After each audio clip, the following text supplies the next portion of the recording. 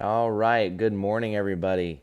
It is Monday morning, August the 2nd, 2021. I hope you're having a great morning, a beautiful morning. Let me see here.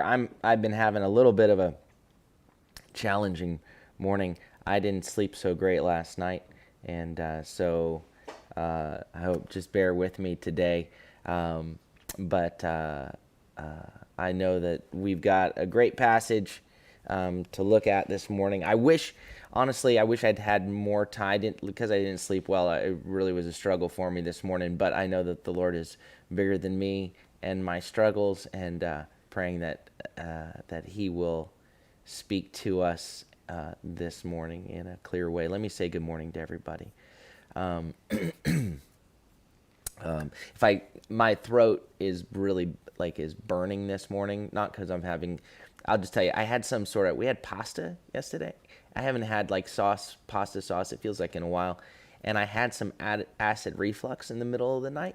And, but I breathed it back in my esophagus, the acid. And I didn't sleep well from then on.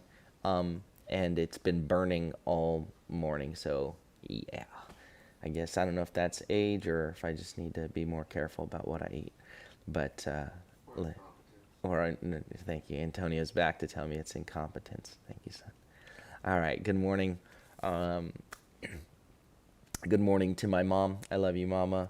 Good morning to John and Wendy, and good morning to Sutton, and good morning to Pat and Lori, and to Richard and Ellen and Ron and Amy. Good morning, you guys. Let's see, we've got Sharon this morning, and good morning to Kelly Kenfield, and to Dayspring. Good evening to Dayspring, and good morning to Kelly Woods and Melody Woods, and welcome back from, or you're still there, but in Wyoming. Good morning to Jerry and Janet, and we've missed you, and it's good to have you back this morning, but I hope you're enjoying that big, beautiful country up there.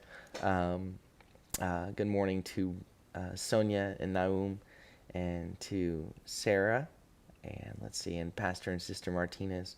Good morning to you guys, and Tim and Cindy and Barbara and Kathleen. All right. Well, we are in, let me get to it here. Excuse me, Romans. We're in Hebrews chapter 9. Sorry, I got to find where I put the page. There we go. And, there have been multiple, I guess what you might call, themes to this point throughout this letter to the Hebrews. But the overarching picture is this. Again, you're looking at a congregation of Jewish believers. It's the late 60s of the first century, so the temple's still standing. And the intensity of persecution is increasing. Things are taking longer. It feels like we thought that even at this point, maybe they thought the Lord would have returned by now, or that this would have, they would have arrived at that place that they wanted to be. And so in the midst of persecution, there's the temptation to just, look, the temple's still standing. Let's just go back to where we were. Let's just go back to what we were doing. And there's been this theme throughout of, you're almost there. You're so close. And you don't drift away. God has spoken to us, and we've got to keep listening and trusting in what He has said. And there's the comparison between those who were brought out of Egypt, but they died in the desert because they stopped trusting what God had spoken. And God has spoken to us. He spoke to our fathers through prophets, and He's spoken to us through a Son. And everything about this Son is better. Everything that this is, that the Lord is doing something that He is bringing you into that is better. Don't go back. And again, you have this sort of picture of this recollection that will come to mind as you're going through Hebrews 3 and 4, recalling the where the Lord says that, they're not going to enter into my rest. Remembering where in the desert they said, let's just go back to Egypt. Back there it was, and they rewrite history. And he's saying you can't go backward. We don't want to imitate those who died in the desert. We need to imitate those who have inherited the promise by persevering, by trusting God through faith, and by persevering, by hanging on. And we've got to press on to that which is better. Don't go backward. And so one of the key words throughout has been this word for better. In Greek, it's the word kraton, which it's like agathos means good. And then there's so the word kratos means power or mighty, but kraton is like it's the comparative. It's more powerful than good. It's the comparative to good. So it's like, how we have good, better, best. Well, you would have agathos and then kraton and kratistos. So you would have good, better, best. So kraton is better. It's better. He's more powerful. He is better. And so we saw in Hebrews 1:4, speaking of Yeshua, the Son is the better messenger, the one who has spoken, the better messenger. He became as far above, using that word for far above is better. He became better, as much better as far above than the angels, as the name he has inherited is more excellent than theirs. And then when we got to chapter 6, after he'd said, hey, don't copy those who have died in the desert. If we drift away and then we begin to stand away in chapter 3, we may begin to fall away, and then it's hard to come back from that. And he said, but I have confidence that there are better things for you that are coming with salvation, that the better is still in front. Keep going toward the better. So Hebrews 6:9 says, even though we speak like this, loved ones, concerning you, we are convinced of better things coming with salvation.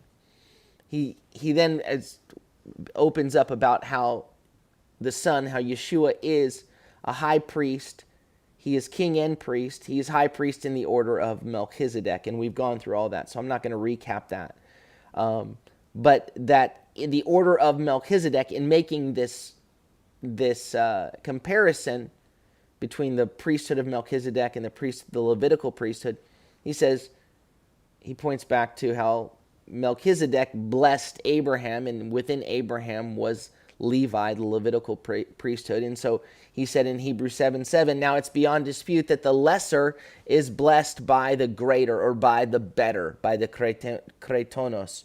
So the idea is the order of the Melchizedekian priesthood is superior, is better. And this high priest has introduced a better hope by which we may enter into the most holy place. Like he goes before us before the throne. He goes into the throne room. Like this is better. We get to go into the very presence of God. It said in Hebrews 7:19, for Torah made nothing perfect, nothing complete. But on the other hand, a better hope is introduced for us. A better hope is introduced through which we draw near to God. And then he continues to say that the Son is also the guarantor and the mediator of a better covenant. So he's a better high priest with a better hope that's priest by a better covenant. Verse 22 of chapter 7, how much more has Yeshua become the guarantee of a better covenant, kretonos. And then chapter 8, verse 6, now Yeshua has obtained a more excellent ministry insofar as he is the mediator of a better covenant, which has been enacted on better promises. Right? And he points back to, in chapter 8, he points back to the promise that I'm going to make a new covenant with the house of Israel and the house of Judah, not like the covenant I made with their fathers. And then now, as we go in the next couple of days here into chapter 9, today and tomorrow, we begin to see that that this better priest, enacting the better promises of a better covenant, giving us a better hope through which we may enter into the throne room of God, that he offers better sacrifices, a better sacrifice. Verse 23 that we'll go into more tomorrow. Therefore, it was necessary for the replicas of these heavenly things to be purified with these sacrifices, but the heavenly things themselves with better sacrifices than these. Excuse me. So, again, chapter 8 introduced us now talking about Yeshua is a better priest, right? He says, we have such a high priest. We have a high priest of the order of Melchizedek. And chapter 8 introduced us to what is going to be opened up more now in chapters 9 and 10. That the Torah, the law of Moses, and everything surrounding it, the tabernacle, the tent, which was set up by human hands, it was an example. It was a schematic, as it were. Like a blueprint. It was based on, and it was a shadow of the true tent. We read in verse 2 on Friday, saying that we have this high priest. He is the priestly attendant of the holies and of the true tent.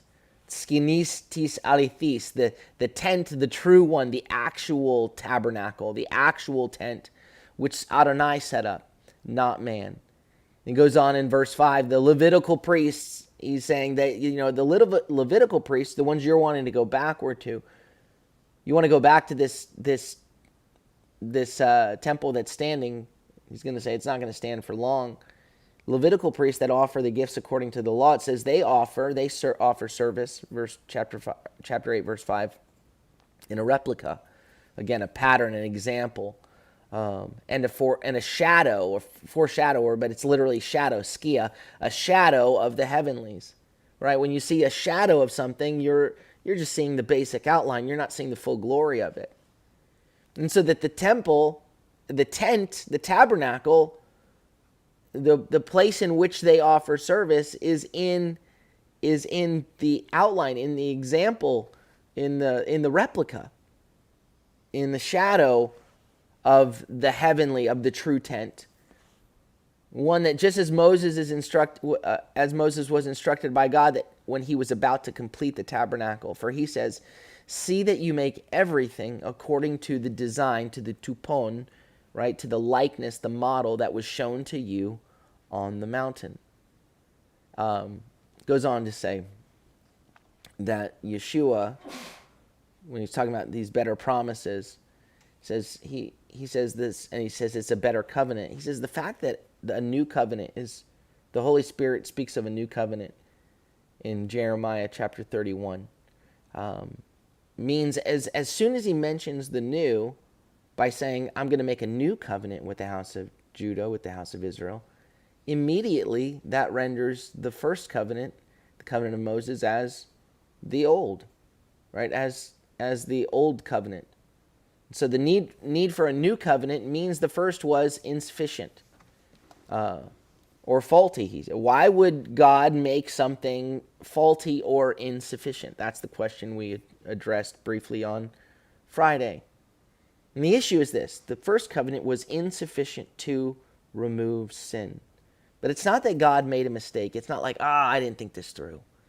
I made this and then it's insufficient to, I should have thought it through. Let's scrap it. Let's do a new one. That's not what was happening.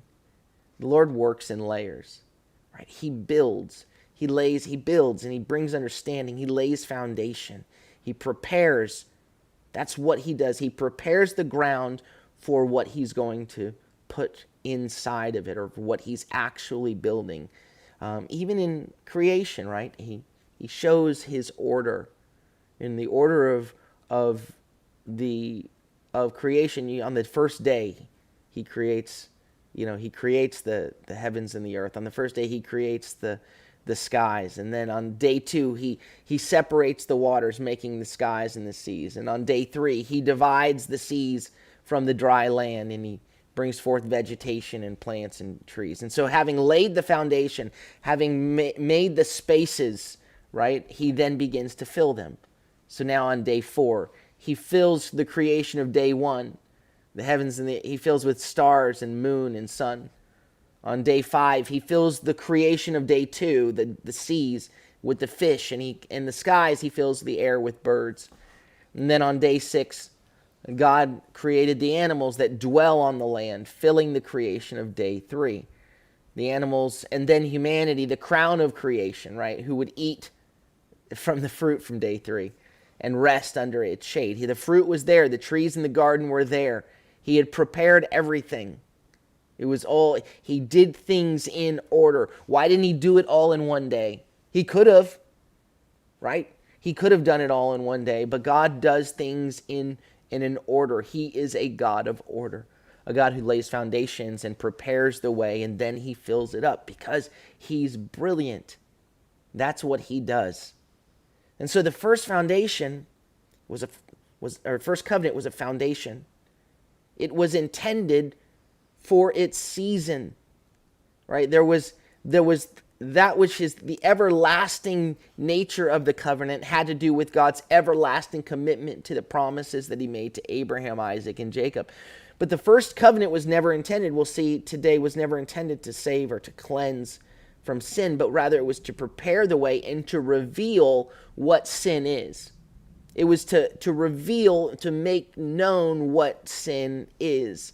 And so the first covenant accomplished what it was intended to do. Okay, it was intended to reveal sin, and it was successful in doing so, in revealing our incapability of cleansing our own sin.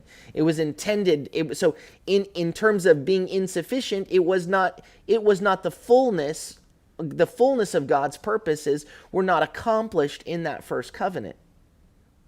And so, but what we saw is the two things that are unchanging are God's purposes and God's word. God never lies.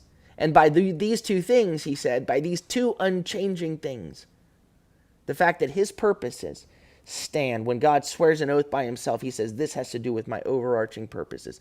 This has to do with my overarching purposes. This does. And he's bringing us to newness. He's making us new, and he's going to reveal the sin, reveal the sickness, but it only could deal with the outer. It couldn't, the first was not able to straighten the inner. And that's what we'll see today. And again, we got the end of verse 13. In saying new, Hebrews 8:13, he has treated the first as old. In some versions, it would say as obsolete, or as wearing out, as of before, of long ago. It's the word for paleo, like paleontology, as though it were ancient. But he says, what is being made old and aging, what's growing old, is close to vanishing, is close to disappearing. So now chapter 9 begins with some of the typology, as it were, of the tabernacle. That the tabernacle points to things. And just like he said, I want to talk to you about Melchizedek, but I can't right now. And then he comes back to it later. Here, he begins to spell out that which the tabernacle, but he doesn't dig down into it, at least not to the outer part of the tabernacle.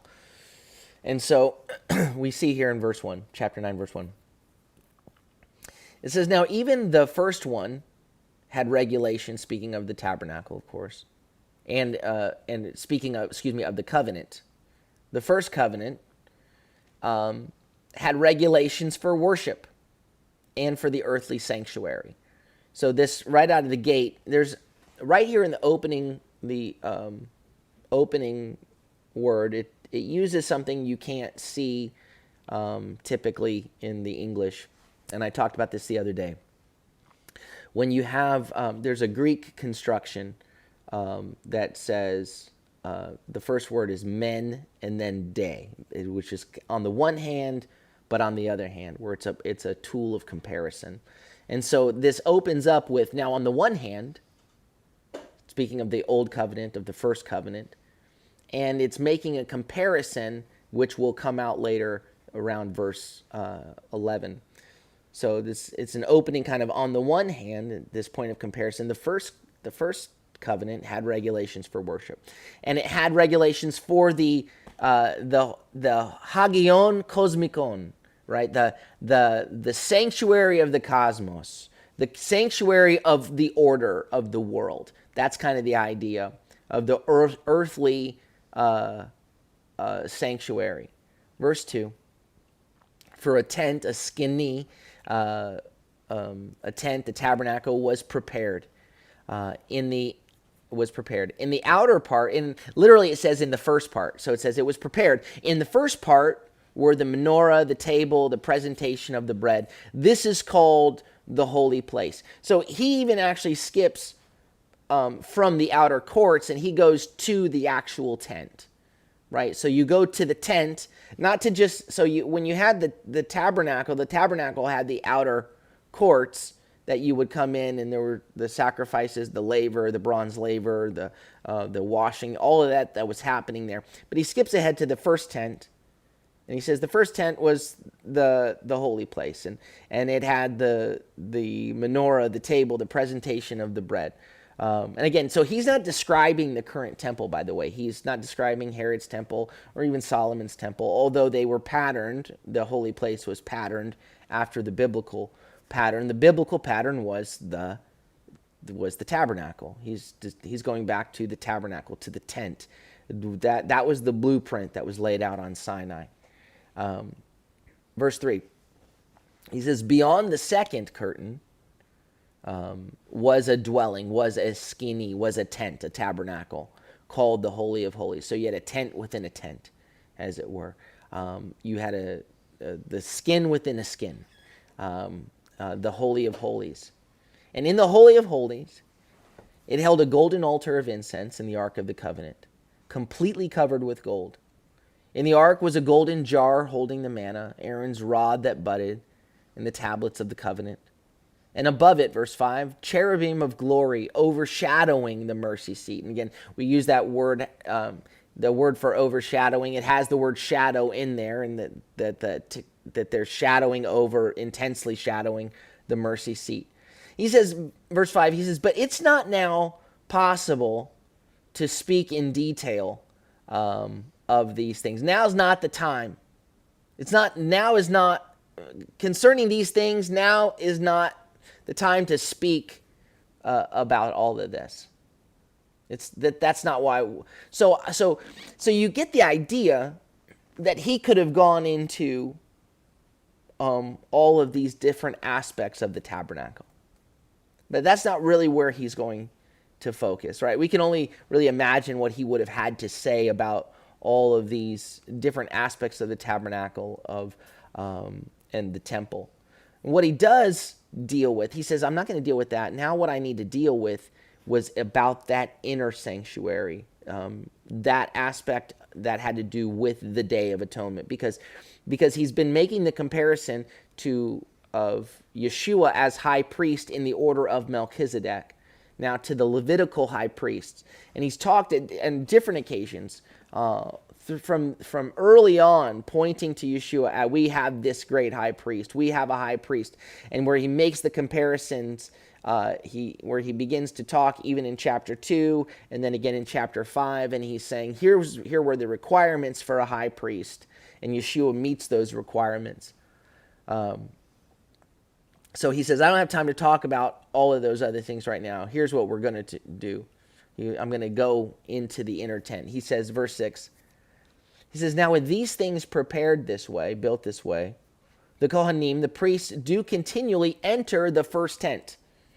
Right? So the priests, the Levitical priests, they go in to that first tent while fulfilling the services. The word for completing there is the teleos, concerning the fulfillment, the completion, the goal of the worship.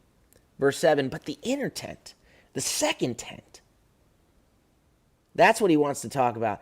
But the second tent once a year, the Kohen Gadol, the high priest alone, manos, only, singly, only him, and not without blood, which he offers for himself and for the unintentional sins of the people, right? So he's saying, okay, so you've got these two tents.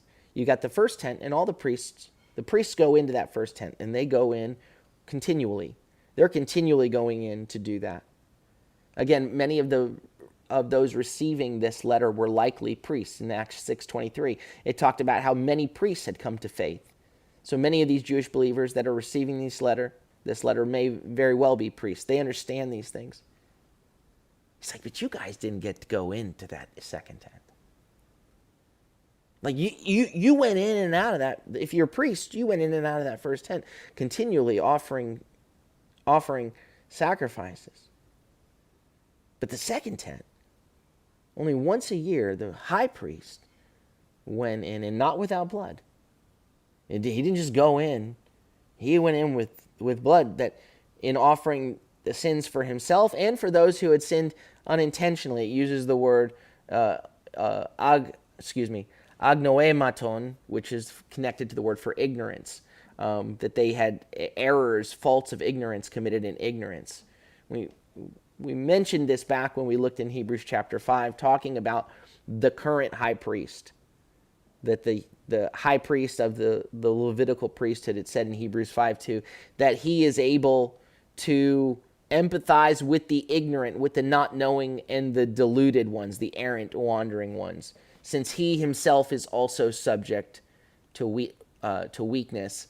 And again, that pointed back to Numbers 15, verses 29 through 31. Whether a native born of Bnei Israel or an outsider living among them, one Torah applies to you for the one sinning unintentionally, bishigaga, in error or sinning inadvertently. But the person who sins defiantly, with hand exalted, like, I'm going to do this, whether native or outsider, reviles Adonai, and that person is to be cut off from his people, because he has despised or been in contempt, thought lightly of the word of Adonai, and has broken his commandment. That person will certainly be cut off. His guilt will remain on him. So the high priest has the capacity of dealing gently with those, again, who simply don't know or have wandered inadvertently. And so he would go in once a year, and he understood, because he had to offer sins for himself, right? And so he goes in once a year to that second tent. Now, that's where the writer of Hebrews, under the inspiration of the Holy Spirit, wants to draw our attention to this reality, that only he could go into that inner place, that most holy place, into the place where the presence of the glory of the Lord is. Right? What he's just spoken to us in the previous chapters, he said that our high priest, we have this high priest who now, that he's not just serving in a tent made of human hands, he's in the actual tent at the right hand of the majesty in the heavens. And he has made the way. Like, he has led the way in. We are able to boldly approach the throne of God with confidence, with holding on to that full word. We're able to enter in. So there is a superiority to the hope that we have, because we are able to enter in. Not that he is in the actual throne room, at the right hand of the glory, of the magnificence of the Holy One. And so verse 8 says, by this whole picture of the high priest being the only one to go in, the Holy Spirit makes clear, he's revealing, diluntos, he's making clear, he's showing us that the way into the holies has not yet been revealed, or had not yet been come into view, while the first tent is still standing. Verse 9, now this was mind-blowing the first time it hit me. He says, it is a symbol for the present time. It is a symbol, which is, talking about that first tent, the first tense, still standing, is a symbol for the present time. And the word for symbol is parabole, paraboli, parable. It's a parable, right? The first tabernacle, the most holy place, is, he has said, it's an example, it's an outline, it's a shadow of the true. And the first one, it was a parable. It was a parable. The first system, this foundation, was a parable to give us understanding. Great teachers, the great teachers in our lives have taught us by opening us up to understanding, right? I mean, you can teach anything with all the technicalities that you want. You can really nail it down. And if someone comes to you and is brilliant, and they can talk to you about some sort of quantum physics using all the technical language, they may be brilliant, but they can't necessarily bring understanding to you, because you don't even have a foundation of understanding to grasp what they're talking about. So the ones who are great at teaching say, let me take something that you understand and paint a picture for you with it. It's like this. And all of a sudden they begin to paint pictures, and you go, oh, okay, that makes sense. Right? That's what those who desire to bring understanding do. Right? They speak to you with words and pictures that you can understand, so that you can grasp the greater reality. That's what a parable does. Yeshua taught in parables, right? Because he was pointing to a greater reality, but he came to us from a place to bring us into understanding. It's why when the prophet Nathan comes to David, and he didn't come head on at David with, you did this, regarding Uriah and Bathsheba, right? He came and he said, let me tell you about something. There was a guy that had like just one sheep, and he just loved that sheep. And he begins to paint this picture. And then a guy that had a ton of sheep, he was like, I want your sheep. And he took it. And David's like, that's awful. Like, his understanding was opened, and he got it.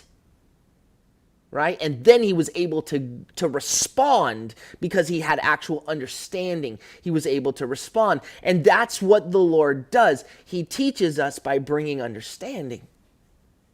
And so the tabernacle and everything that God was laying out in that first covenant was a parable pointing us to God's greater purposes, which are unchanging. Right? It's pointing us to what he actually wants to do in us. And so all of these things that he could have gone into, they all have deeper, richer realities, things that the Lord wants to point us toward.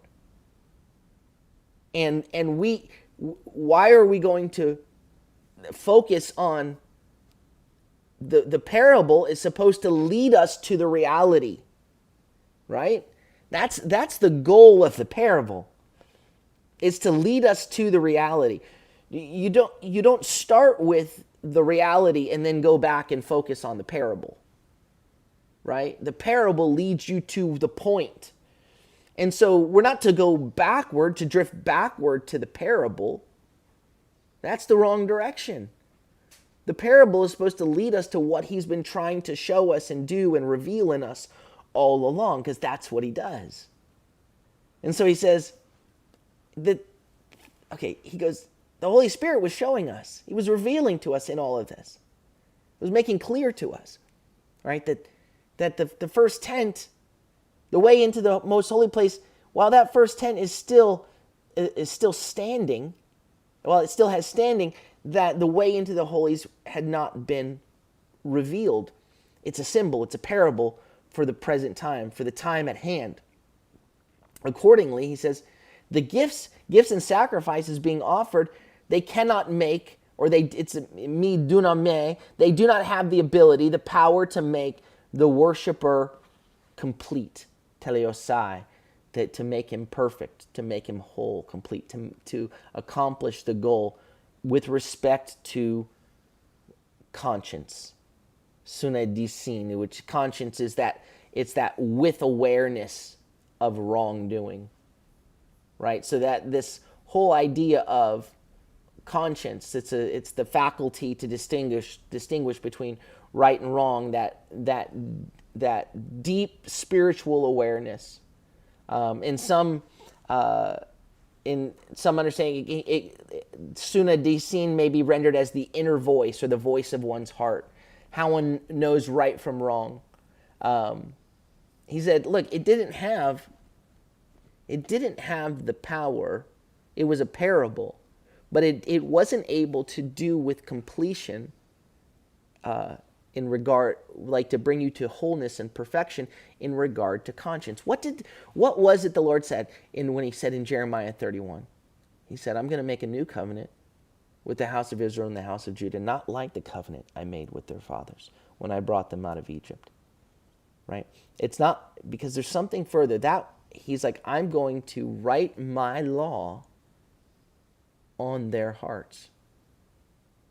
Right? No longer will a man teach his neighbor, because they will know me. Right? He's going to do something, a transformative work in our hearts. He said, the old one, what it did, it was pointing towards something else. It didn't have the ability, the power to make us complete or perfect with respect to conscience. Right? Verse 10, it says, these relate only. I'm going to stop at verse 10 today, by the way. I thought I might push through to 14, but we're going to stop at 10. He says, these relate only to food and drink and various washings. Regulations for the body imposed until a time of setting things straight. So he said, okay, so this is another one of those areas where I feel like it almost gives us a hint that when I go into this, that I think one of the reasons I think Luke might have been the writer of Hebrews. If you've kind of joined us since, you could watch the very first teaching on Hebrews where I go into that with more detail. But basically what he says is, so the regulations of the Torah, they had only to do with food, drink, various cleansings, again, regulations for the body, for the sarkos, with the flesh, for the time being. And then he says, until a time of setting things straight. Now, the time of setting things straight has to do with, he says, karu diorthoseos. So diorthos is, orthos has to do with like orthopedics, with making things aligned, with making things straight. And so the D in the beginning has to do with like a second, a new. So in some versions it's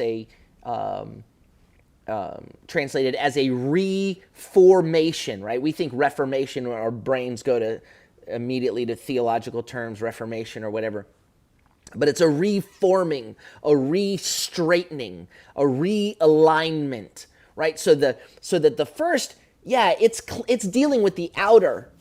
It's dealing with the cleansing with food and washings and various things. It's dealing with the external. But where things are really bent up, where things are really twisted, right? Going through the Psalms and going through the Hebrew Scriptures, we've seen how one of the key words for sin is avon, which is having to do with being twisted. That this is a time of an internal setting of things straight. That things are being aligned within.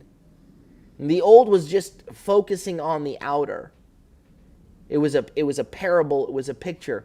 But what the Lord wants to do is a real straightening within. Let me just read these following verses. We won't dig into them because now comes the other half of that comparison. I am going to, verse 11. But when Messiah appeared as Kohen Gadol, so now this is the day. Verse 1. Now on the one hand, men in verse 1. Remember I said men day is now on the one hand, but on the other hand, verses 1 through 10. Now, verse 11. But when Messiah, on the other hand, when Messiah appeared as Kohen Gadol, when he drew near as high priest of the good things that have now come, passing through the greater, the more perfect tent, right? That he's come through the teleoteros skinis, the complete tent, the tent of fulfillment, right? The one not made with hands, that is to say, not of this creation. He entered into the holies once for all. The high priest went once a year, but he went in to the holies once for all, not by the blood of goats and calves, but by his own blood, right? Because the high priest, he's got to go in, and he can't go in empty-handed. We saw earlier. He can't go in. When he goes in once a year, and not without blood, right? The high priest goes in once a year and not without blood. Well, Yeshua, this high priest of the greater high priest, he goes in once, and with his particular blood, with it's idiu amatos, his own blood, having obtained eternal redemption. For if the blood of goats and bulls and the ashes of a heifer, sprinkling those who have been defiled, sanctify for the cleansing of the flesh, right? If this does this, this is sufficient for the cleansing, for an outward cleansing, to give you an understanding. The cleansing points towards something that's deeper and real. A cleansing, a straightening, a renewing that has to happen in the very core of our being, in the very core of who we are. You don't stop with just the outward cleansing, but now what the Lord, having laid that foundation, now, having given us that parable, now he's bringing the new and the fullness of his purposes. If the blood of bulls and goats and bulls and the ashes of a heifer, sprinkling those who have been defiled, sanctify for the cleansing of the flesh, verse 14, how much more will the blood of Messiah, through the Spirit of eternity, the eternal Spirit, who through the eternal Spirit offered himself without blemish to God, cleanse our conscience from dead works to serve the living God. The blood of bulls and goats, they could be affected to cleanse for an outer cleansing. If that was possible, how much more would the blood, the particular blood offered through the eternal Spirit of our Messiah, of this great high priest, of the order of Melchizedek, the Lord says, I have sworn by myself, and that you are a priest forever in the order of Melchizedek, that he has the power to cleanse us in the innermost place, to cleanse our conscience, to do what the first could not do. So don't go backward to an outward cleansing. Stay focused on being transformed in the innermost place, being orthopedically straightened at the very core of who you are. That's really, and so why would we go backward from there? Okay, well, we'll pause there, and we'll pick back up tomorrow in the back half of chapter 14. All right, well, let me say good morning to anybody that I missed. Good morning to Jim, Sarah, and Nicole. Good morning, you guys. Good morning to Romana and to Menyan and Rashad. Hope you guys are doing well. And to Sonia and Margarita.